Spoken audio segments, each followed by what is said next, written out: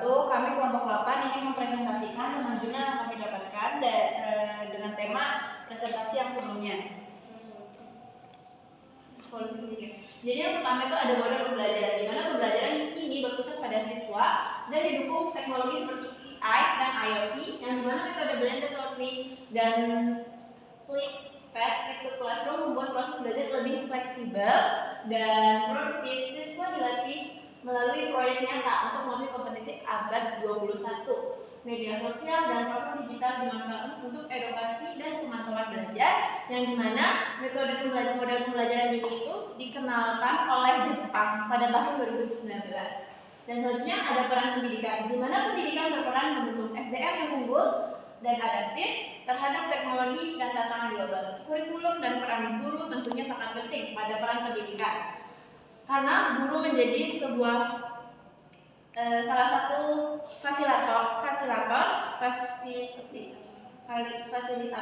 yang dimana nilai karakter tetap ditanamkan di tengah digitalisasi, pemerataan akses dan literasi digital penting untuk kesetaraan belajar. Pendidikan juga menjadi solusi atas perubahan sosial dan budaya. Nah, di sini ada revolusi. Di era revolusi ini, era revolusi 4.0 membawa perubahan yang sangat benar-benar signifikan di semua aspek, termasuk ke dunia pendidikan. Nah, di aspek pendidikan itu tuh dia dituntut buat merubah sistem pembelajarannya, dan itu tuh harus nyesuaiin dengan perubahan zaman, dengan perkembangan teknologi. Nah, terus juga dia tuh harus menekankan pada tiga literasi terbaru, yaitu ada literasi data, teknologi, dan manusia.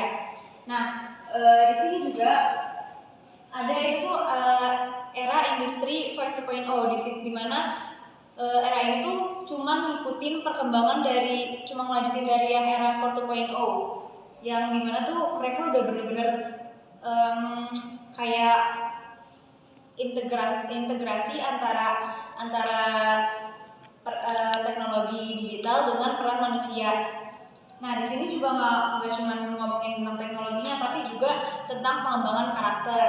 Nah, terus di sini ada tujuannya itu tuh untuk menguasai teknologi dengan menciptakan generasi yang cerdas, kreatif, dan berdaya saing tinggi sesuai dengan kebutuhan zaman. Karena di era ini tuh udah bener-bener nyambung banget sama era teknologinya kan. Nah, terus juga kayak gurunya juga di sini tuh wajib banget ngerti soal teknologi buat nyiptain pembelajaran yang menarik, interaktif, dan bertujuan pada siswanya. Selanjutnya adalah kita membahas tentang teknologi pendidikan berdasarkan Jurnal Transformasi Pendidikan Digital 5.0 melalui integrasi inovasi ilmu pengetahuan dan teknologi dari Jurnal Mentari tahun 2023 karya Muhammad Yusuf dan kawan-kawan. Di sini IPTEK itu diintegrasikan untuk menciptakan proses pendidikan yang lebih interaktif dan adaptif dengan menggunakan teknologi seperti AI, machine learning, IoT, dan VR.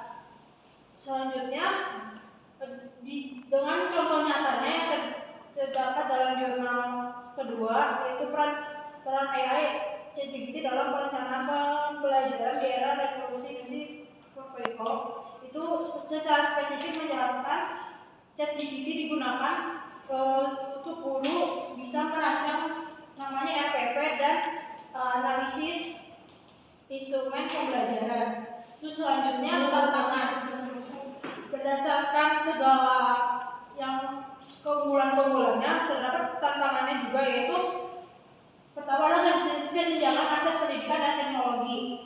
Di sini terutama di Indonesia itu pendidikan dan teknologi masih belum merata di beberapa daerah.